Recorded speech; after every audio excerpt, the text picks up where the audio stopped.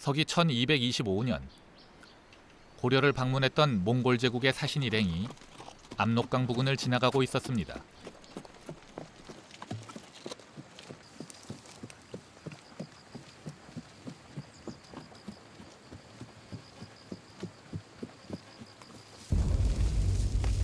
이때 한 무리의 도적대가 사신 일행을 덮칩니다.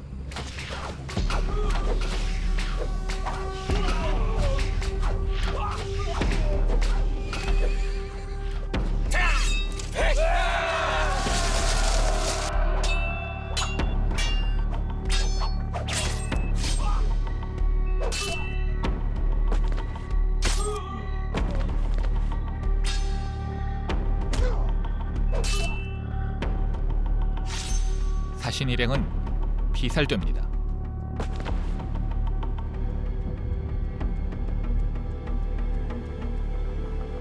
그런데 몽골 제국의 사신을 습격한 이 겁없는 도적들은 고려인의 복장을 하고 있었다고 합니다.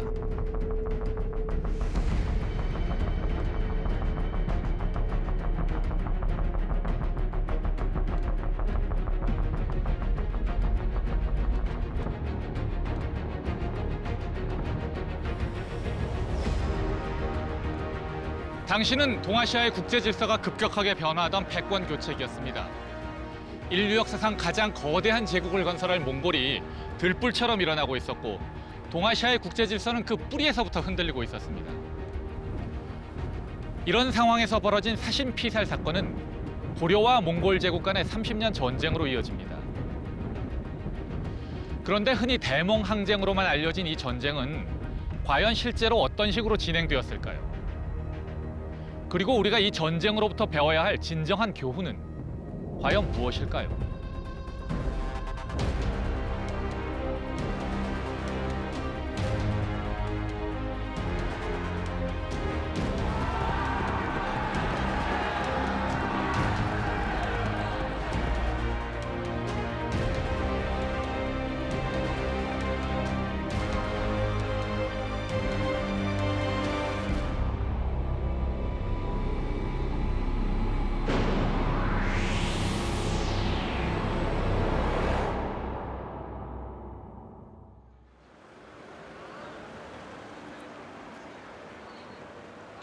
(13세기) 초 고려는 또 한 차례 패권 교체기를 겪어야만 했습니다.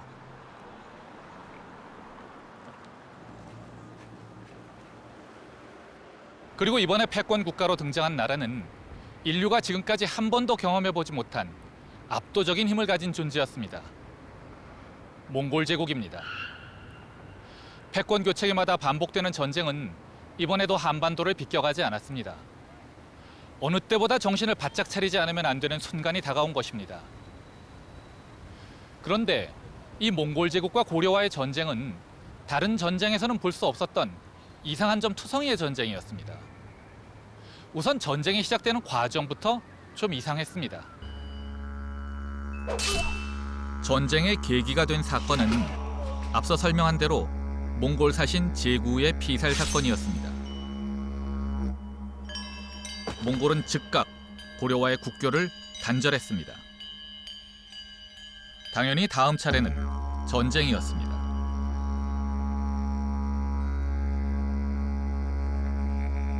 그런데 이상한 점은 고려 조정의 반응이었습니다. 강대국의 사신이 귀국하는 길에 피살되었는데도 마치 아무 일도 없었던 것처럼 행동했기 때문입니다.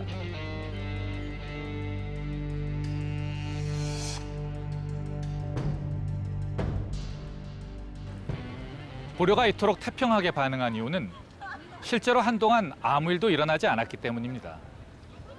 제구가 피살된 이후 무려 6년 동안 몽골 제국은 국교만 단절했을 뿐 고려에 대해 특별히 위협적인 행동을 하지 않았습니다. 고려로서는 방심할 만한 상황이었던 것이죠. 그런데 몽골은 왜 6년 동안이나 조용히 있었던 것일까요? 몽골 제국이 고려에 대해 군사 행동을 하지 않은 이유는 당시 칭기즈칸이 서아시아를 원정 중이었기 때문입니다. 1219년 칭기즈칸은 몽골 제국의 사신이 살해당한 데 대한 보복으로 서아시아에 대한 원정을 시작합니다.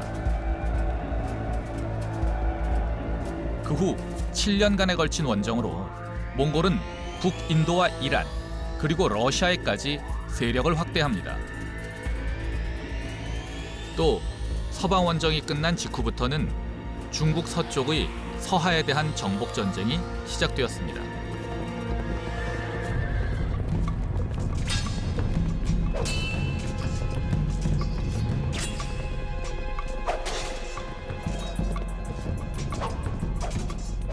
몽골군의 가장 큰 장점은 어떤 지형, 어떤 기후, 어떤 종류의 군대와 싸워도 다 이길 수 있다는 겁니다. 그러니까 세상의 모든 군대는 상성이라는 게 있어요. 어디에서는 강한데 어디에서는 약점이 있는 거죠.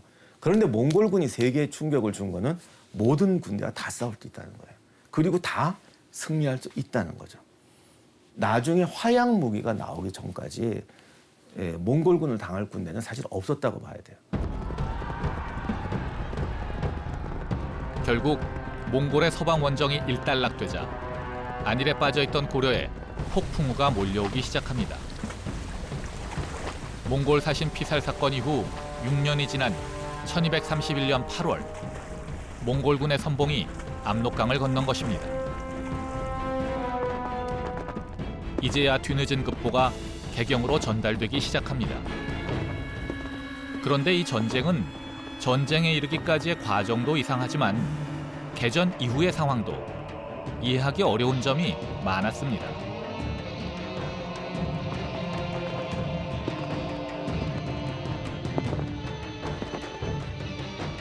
거란 전쟁과 비교해 볼까요? 우선 거란과의 전쟁 당시 고려는 거란군이 침입한 당일에 이미 적을 요격하여 예봉을 꺾었습니다.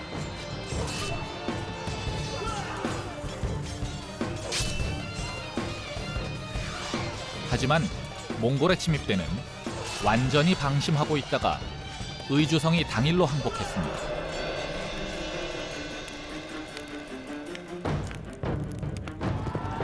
더 큰 문제는 이후 벌어지는 철산성, 자주성, 구주성 전투 등에서도 중앙으로부터의 지원군이 전혀 없었다는 것입니다.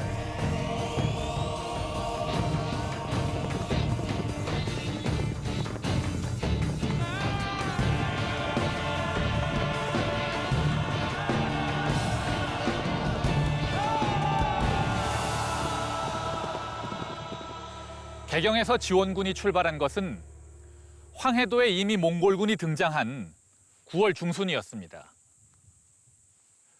사실 이 정도의 대응은 아무리 방심하고 있었다고 해도 너무 늦은 대응입니다.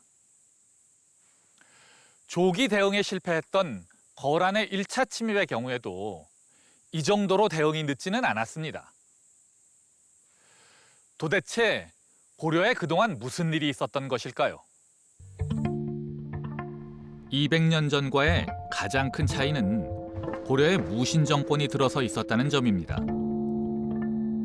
권력의 정점에는 왕이 아니라 어떠한 공식 직함도 없는 최이가 있었죠. 한마디로 비정상적인 쿠데타 정권이었습니다. 정사에 이렇게 관심을 가져주시니 고마울 따름입니다.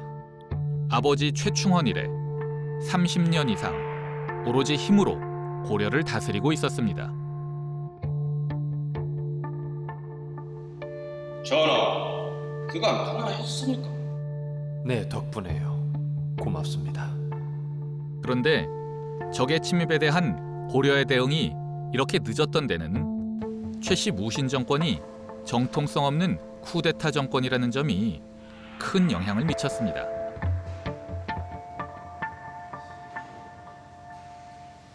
아마도 최이의 아버지인 최충헌 시대를 돌아보면 좀 더 명확하게 이해가 가능할 것입니다.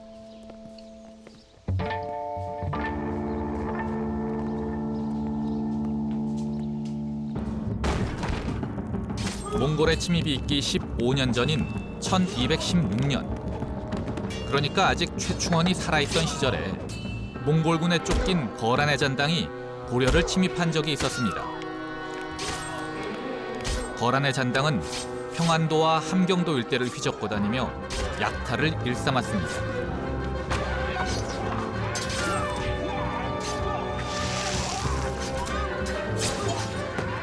하지만 대경으로부터의 지원군은 없었습니다.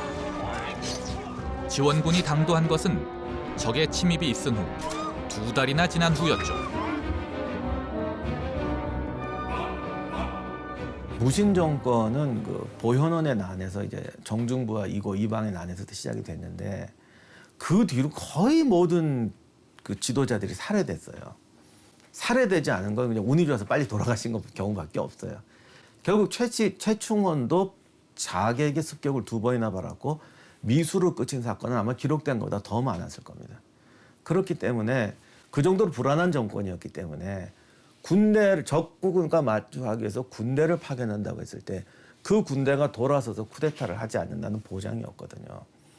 뭐 최충원이 어떤 입장이었던 간에 침공군과 맞서 싸우기 위해서 강력한 군대를 편성한다는 자체가 너무나 불안했을 거예요. 그런 경우는 내 주위의 호위대가 어떤 군대보다도 강해야 된다. 이런 이제 결과에 도달하고 마는 거죠.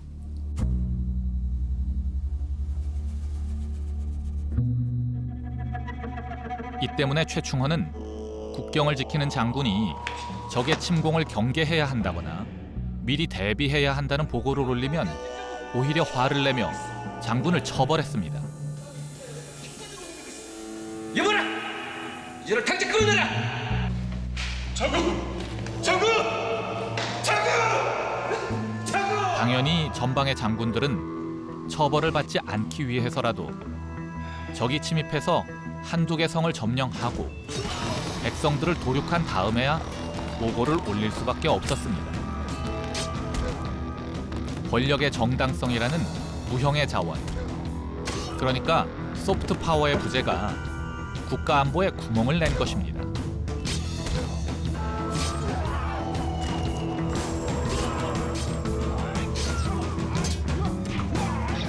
Power is the ability to get the things you want, and you can do it 3 ways. You can do it by coercion, or by payment, or by attraction.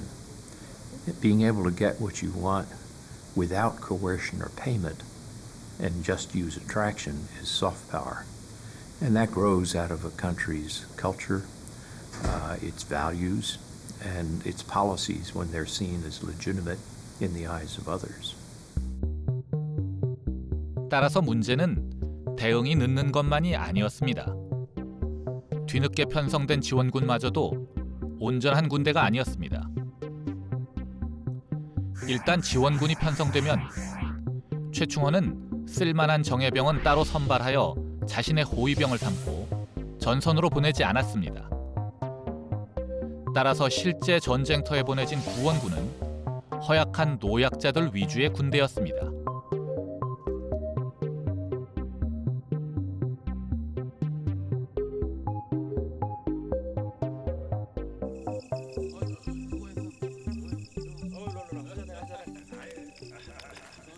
정예병들 입장에서도 위험한 전쟁터에는 가지 않고 최충원의 집에서 호의호식할 수 있으니 나쁠 것 없는 선택이었죠. 하지만 간혹 이런 상황을 참지 못하는 송곳 같은 인간이 있게 마련입니다.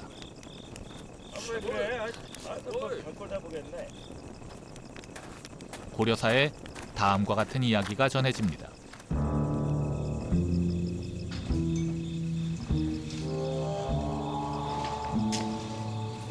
도대체 무슨 일이냐?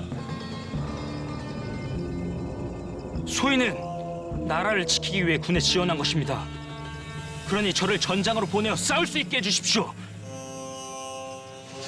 뭐라? 전정으로 보내달라.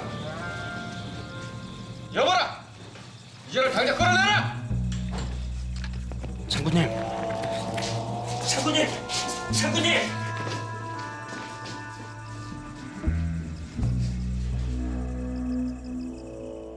보통 쿠데타로 무신들이 정권을 장악하면 그래도 무신들이니까 국가 안보에는 도움이 될 거라고 생각하는 경우가 많습니다. 하지만 최충원의 경우에서처럼 실제로는 그 반대일 가능성이 훨씬 높습니다.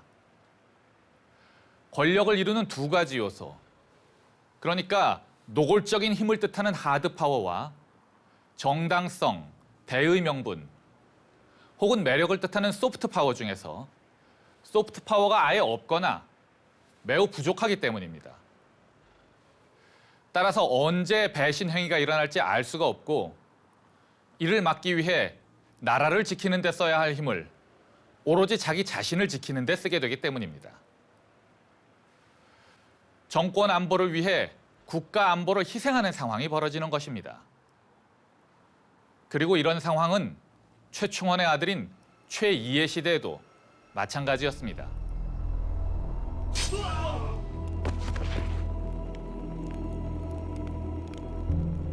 이런 상태로 세계 최강의 몽골군을 맞아 싸웠으니 결과가 좋을 리 없었겠죠. 안북성 전투에서 고려군은 참패합니다.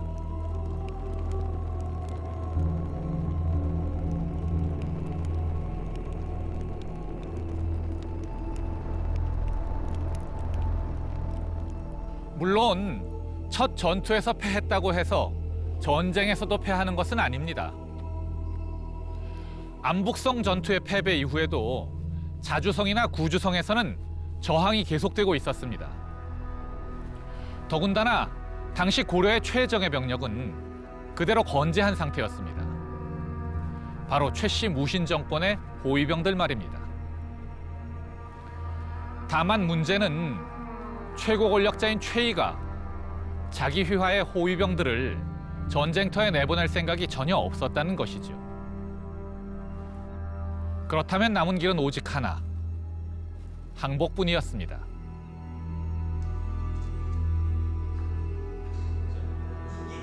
곧장 항복을 위한 협상이 시작되었습니다. 몽골의 요구사항은 엄청났습니다. 큰 말 만필에 작은 말 만필.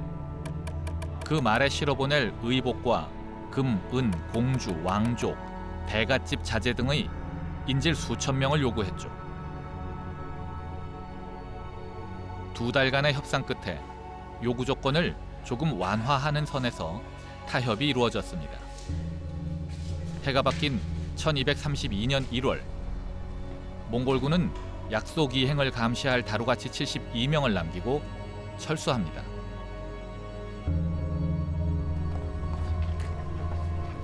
하지만 이때까지도 자주성과 구주성은 항전을 계속하고 있었습니다.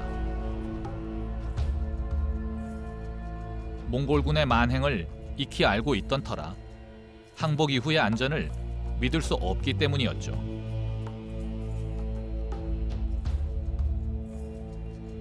특히 자주성주 최춘명은 끝까지 항복을 거부했습니다.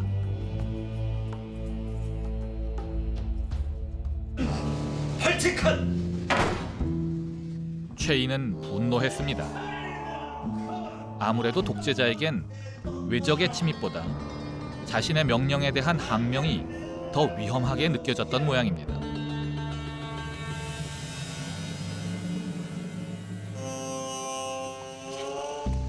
몽골군의 대공세 앞에 넉 달이나 버틴 자주성의 성주 최춘명은 어이없게도 항명죄로 사형 선고를 받습니다.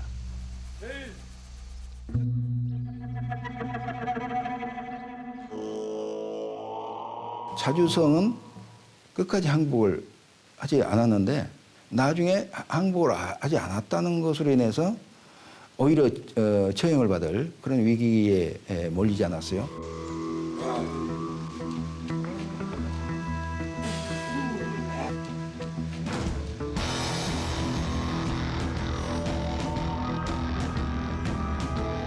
그런데 그 상황을 몽골의 그 장군이 보고 아니 이 최춘명 이 사람은 몽골로 보면은 반역이지만은 당신네들 왜 고려로 보면 이게 충신 아니냐 그런데 왜 죽이려고 하느냐 이렇게 해서 오히려 목숨을 갖다 그렇게 해서 건졌다 그런 일화가 기록에 남겨져 있어요.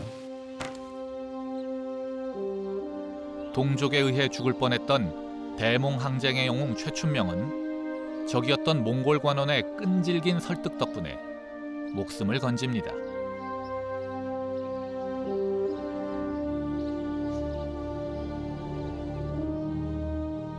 이렇게 해서 몽골의 1차 침입은 끝이 났습니다. 하지만 여러분도 익히 알고 있는 것처럼 이것이 끝이 아니었습니다. 우선 최고 권력자인 최이부터 몽골과의 약속을 지킬 생각이 전혀 없었습니다. 그렇다면 남은 건 전쟁이 분명했죠. 최이도 바보가 아닌 이상 몽골과의 약속을 지키지 않으면 전쟁이 기다리고 있다는 것을 모르지 않았습니다. 따라서 몽골군이 철수하자마자 전쟁 준비를 시작합니다. 그런데 이 전쟁 준비라는 것이 좀 이상한 것이었습니다.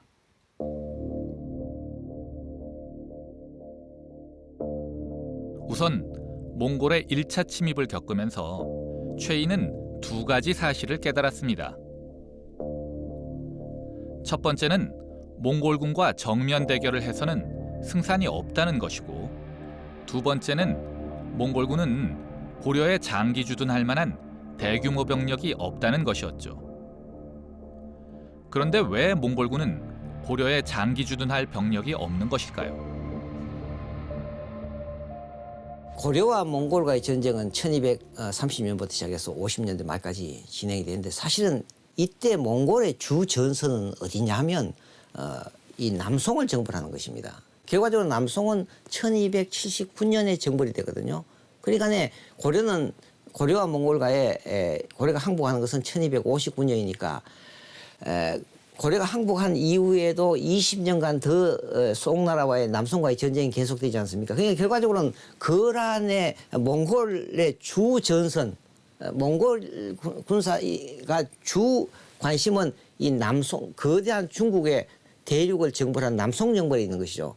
그럼 어떻게 해야 되느냐? 마치 장마철을 피하듯이 그 단기간 동안의 피해를 최소화하자. 그리고 철저하게 청야와 방어 전술로 일관하자. 이것이 이제 최의 결론이었던 것 같고, 그것은 자신한테도 좋죠. 왜냐하면 정규군을 편성해서 몽고하고 정면 대결을 벌이면 이겨도 정권에게 부담이 되고 져도 정권에게 부담이 되죠. 그러니 이 장마철 전략이 자기 정권에 대해서도 가장 좋고, 자기 생각에는 합리적으로 판단해도 이게 가장 합리적인 전술로 보이는 겁니다. 최이의 전쟁 준비는 전쟁을 아예 포기하는 것입니다. 국경선을 지킨다던가 적군을 방어한다던가 하는 일을 아예 하지 않는 것이죠. 싸우면 어차피 지니까 아예 싸우질 않는 것이죠. 뭐 좋게 표현하자면 발상의 전환이라고 할 수도 있을 것입니다. 하지만 너무 당연하게도 이 전술에는 결정적인 문제가 몇 가지 있었습니다. 첫 번째 심각한 문제는 수도인 개경이 무방비 상태로 몽골군에게 노출된다는 것입니다. 당연한 일입니다. 방어선이 아예 없어졌으니까요.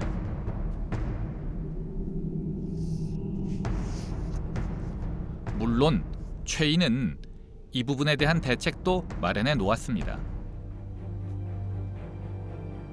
수도가 통째로 도망을 가는 것이죠. 그것도 섬으로 말입니다. 이것이 바로 강화도 천도입니다.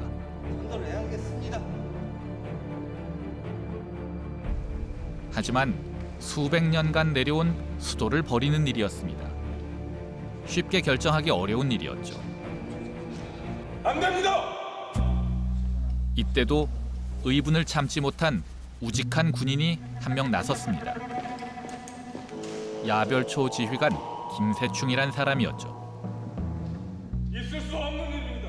그는 문을 박차고 들어와 강화도 천도에 반대했습니다. 독재자들이 외적보다 싫어하는 것이 바로 항명입니다. 김세충은 결국 형장의 이슬로 사라졌습니다.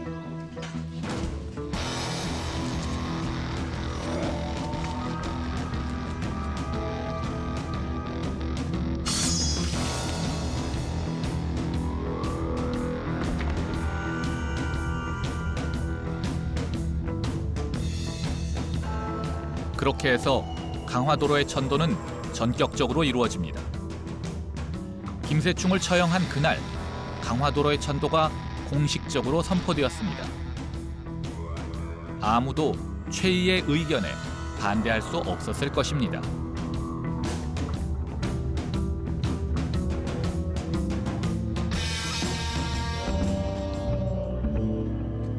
이렇게 강화도에 와서 보면 육지와의 거리가 의외로 가깝다는 것을 알 수 있습니다.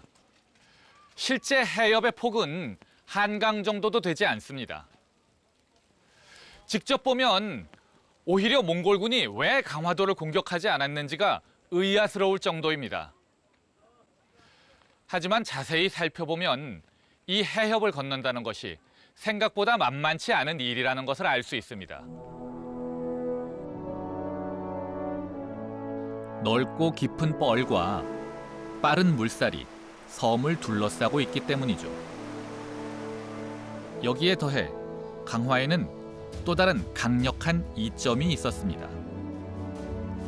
그것은 바로 조운입니다. 방어 조건만 좋아가지고는 사실 수도를 옮길 수 있는 것은 충분하지 않지 않습니까? 이 수도를 정하게 되면 제일 중요한 것이 방어도 필요하지만은 물류가 제대로 유통이 돼야 된단 말이죠. 그 당시 고려시대에는 바로 이런 물류를 갖다 원활하게 하기 위해서 조운 제도라고 하는 제도를 가지고 있어가지고 지방에서 생산되는 여러 가지 쇠고기라든가 또 여러 가지 물품들, 특산품들 뭐 이런 필요한 물건들을 조운이라는 제도에서 다 이렇게 운송을 하지 않았어요. 그것이 개성으로 연결되는 조운로가 개성으로 연결되는 건데 이 개성으로 연결되는 거나 강화도로 연결되는 거나 거의 차이가 없어요. 그래서 강화도에서 39년간 거기서 버텼단 말이죠. 39년간 거의 40년 동안 그 작은 섬에서 버틸 수 있었던 아주 중요한 이유는 전쟁 기간에도 물류의 유통이 원활하게 이게 이루어졌다. 만약에 강화도가 아닌 먼 바다에 있는 섬이나 깊은 산성으로 천도를 했다면 고려의 지배층은 아마도 굶어 죽었을 것입니다. 하지만 강화도는 안전은 보장되면서도 세금은 그대로 거둘 수 있는 천혜의 땅이었죠. 강화도는 땅도 넓었습니다. 왕을 위한 궁궐, 최이와 귀족들을 위한 저택이 속속 들어서기 시작했습니다. 이규보는 이 모습을 다음과 같이 노래했습니다. 천도한 새 서울에 날로 더욱 집을 지으니 수천의 누에가 다투어 고치를 짓는 듯하네. 이렇게 강화에는 다시 궁궐이 들어서고 대신들의 호화로운 집이 지어졌습니다. 개경이 직접 공격당하는 문제는 강화 천도로 일단 해결을 한 셈입니다.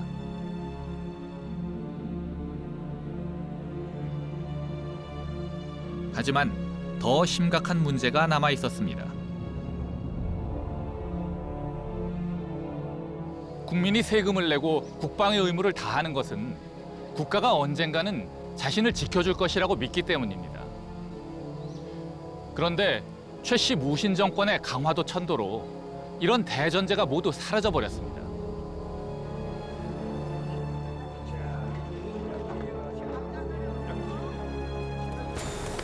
방어선이 없으니 언제 어디서 몽골군이 나타날지 알 수 없습니다. 또 몽골군이 몰려와도 지원군은 절대로 오지 않습니다. 국가는 사라지고 각자 도생의 시대가 도래한 것입니다.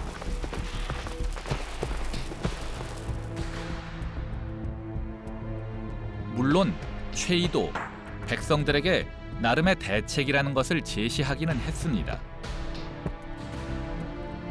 해도 입보와 산성 입보가 바로 그것입니다. 몽골군이 쫓아올 수 없는 먼 바다의 섬이나 깊은 산속의 산성으로 피하라는 것이지요. 설악산 권금성이 바로 몽골에 침입돼 쌓은 대표적인 산성입니다.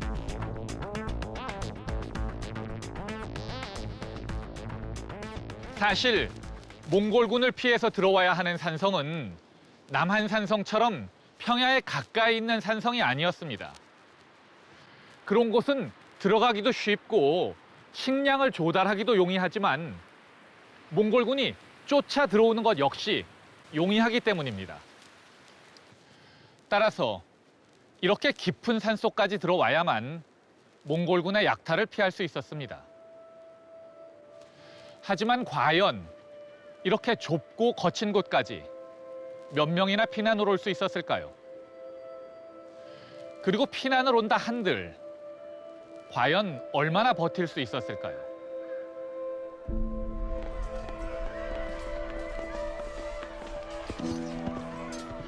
결국 대부분의 백성들은 항쟁 기간 내내 몽골군의 약탈에 무방비로 노출되었습니다. 하지만 그건 백성들의 사정일 뿐이었죠. 강화도는 안전했고 세금도 잘 거치고 있었습니다. 강화도의 귀족들은 몽골의 침입에도 태평성대를 노래했습니다. 오랑캐 종족이 사납다지만 어떻게 이 물을 뛰어 건너랴. 어리석은 백성들아, 놀라지 말고 안심하고 단잠이나 자소.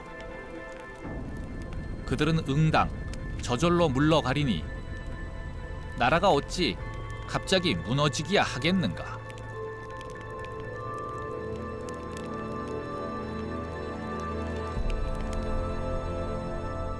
하지만 이 지경에 이르러서도 나라가 무너지지 않은 것은 오직 스스로의 힘으로 자신의 고향을 지키기 위해 일어선 이름 없는 민초들 덕분이었습니다. 세계 역사상 유례 없는 몽골에 대한 30년 항전을 이끈 것도 바로 이들이었습니다.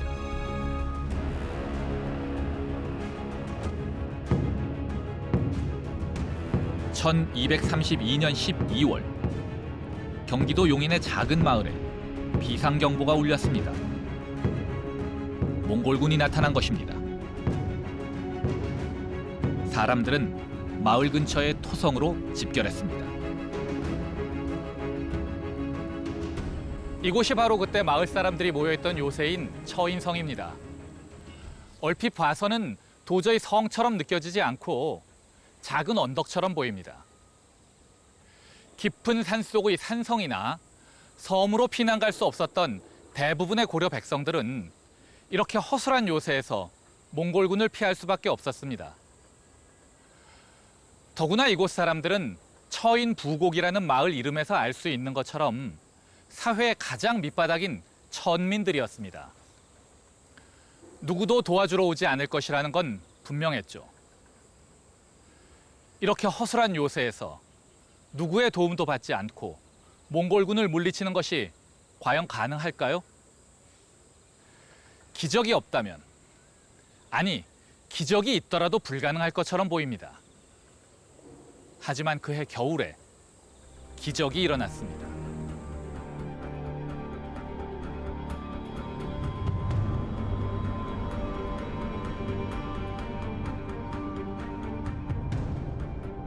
살리타이의 본진과 처인성의 고려 입보민들이 전투를 벌이게 되는데, 여기에서 몽골군 최고 지휘관이었던 살리타이가 사살, 그러니까 화살에 맞아서 죽는 일이 벌어집니다.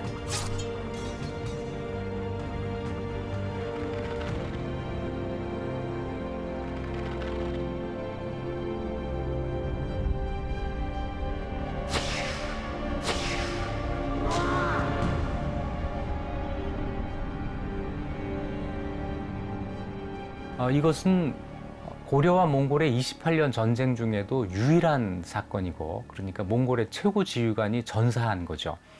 유일한 사건이고, 몽골이 아마 유라시아 대륙에 걸치는 대제국을 건설하는 동안에도 최고 지휘관의 이 전사라고 하는 것이 있었을까 싶을 정도로 아주 드문 사례입니다. 근데 몽골군은 징기스칸 같은 몽골의 칸이 죽거나 어떤 사령관이 전사하면 돌아가는 풍속이 있어요. 몽골군 전체가 철수하는 거죠. 그래서 김윤후의 화살이든 김윤후의 부하의 화살이든 김윤우 부대의 전투가 몽골군의 2차 침공을 막는 그런 결과를 초래합니다.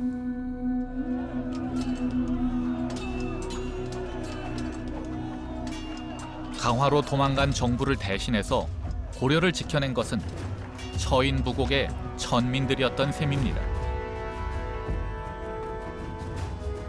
그리고 이런 일은 단지 처인부곡에서만 일어난 것이 아닙니다. 처인성 전투 1년 전인 1231년에는 충주성에서 더 극적인 일이 있었습니다.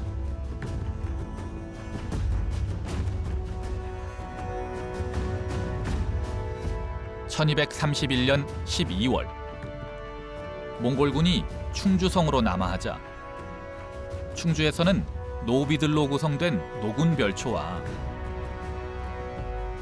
양반들로 구성된 양반별초가 각각 조직되어 방어에 들어갔습니다.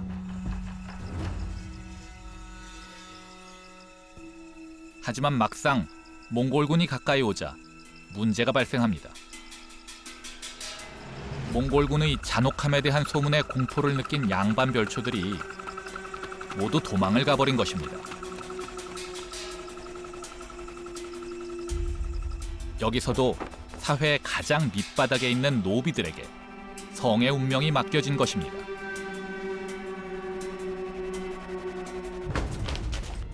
하지만 주인들이 모두 도망간 상태에서 노비들은 놀라운 분투를 보여줍니다.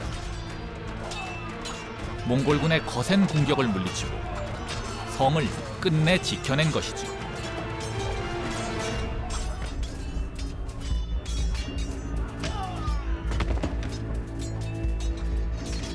여기서 이야기가 끝났다면 그래도 미담으로 끝났겠지만 불행히도 이야기는 여기서 끝나지 않았습니다.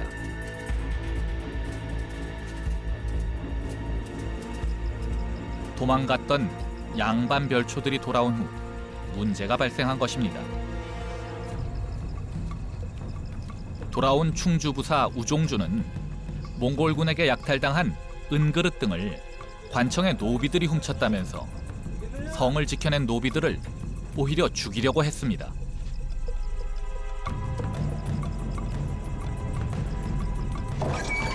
이런 꼴을 당하고도 가만히 있으면 정말 사람이 아니죠. 노비들은 당연히 반란을 일으켰습니다.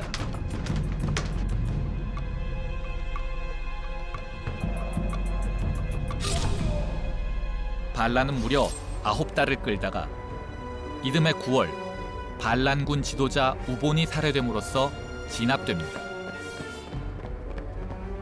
여기서 한 가지 의문이 듭니다. 대몽항쟁의 실제 모습이 이 지경이었다면 도대체 최인은 왜 몽골에게 항복하지 않고 끝까지 맞선 것일까요?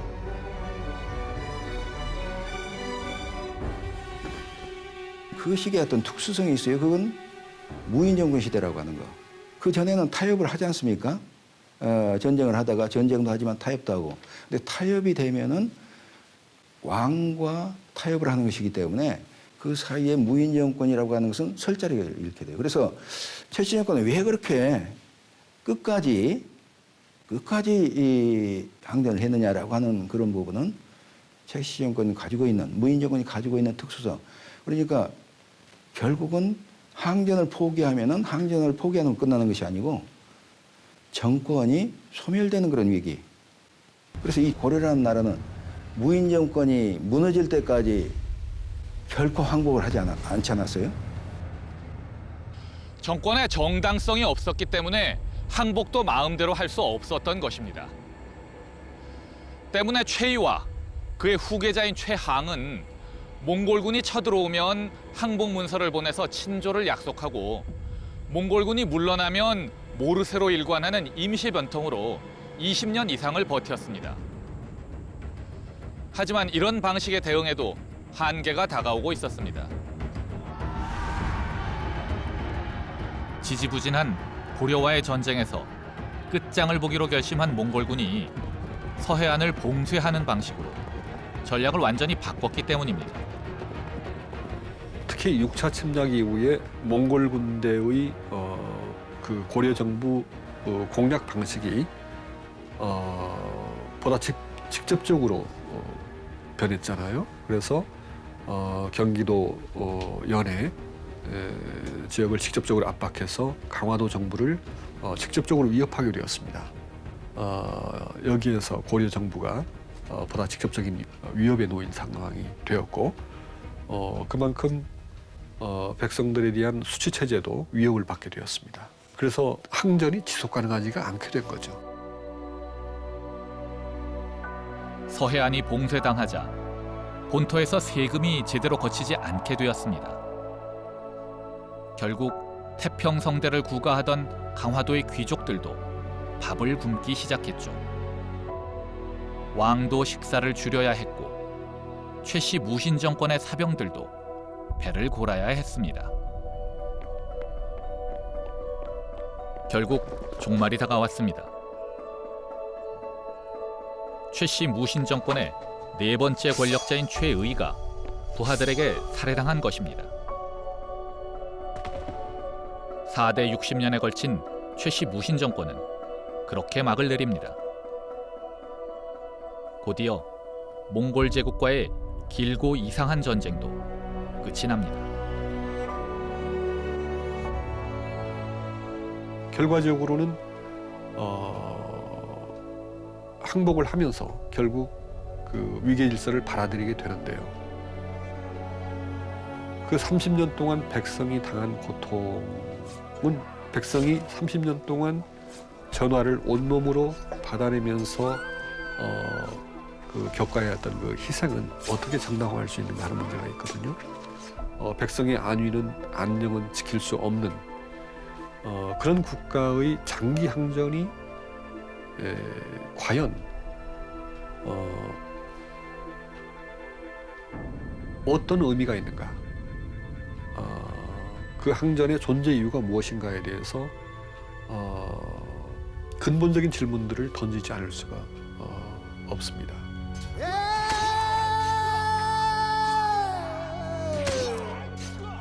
물론 30년간의 대몽 항쟁에 대해서는 평가가 다를 수 있습니다. 백성의 고통을 생각하면 차라리 일찍 항복하는 것이 나았다고 생각할 수도 있고, 민족의 자주성을 지키기 위한 항쟁으로 높이 평가해야 한다고 생각할 수도 있습니다.